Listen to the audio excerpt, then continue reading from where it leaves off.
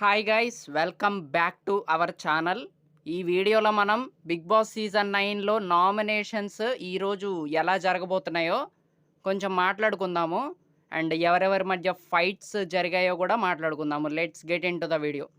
So ఇక నామినేషన్స్లో ఈరోజు మన తనూజకి ఇమాన్యుయల్కి కొంచెం హీటెడ్ ఆర్గ్యుమెంట్ బాగా జరిగినట్లయితే తెలుస్తుంది. అండ్ దాంతోపాటు సంజన వర్సెస్ రీతు చౌదరి మధ్య కూడా చాలా హీటెడ్ ఆర్గ్యుమెంట్ అయితే జరిగింది. సో ఇలా బాగానే జరిగాయంట నామినేషన్స్ అయితే ఈ వారం.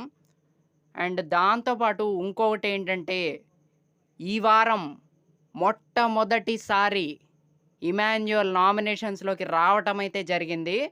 సో మరి ఈ వారం తెలిసిపోద్ది మనకి ఆ రన్నర్ ప్లేస్ ఎవరిదో. మ్యాక్సిమం పవన్ కళ్యాణే ఉంటాడు. సో ఇమాన్యుయల్కి కూడా మంచి ఫ్యాన్ బేస్ అయితే ఉందన్నమాట.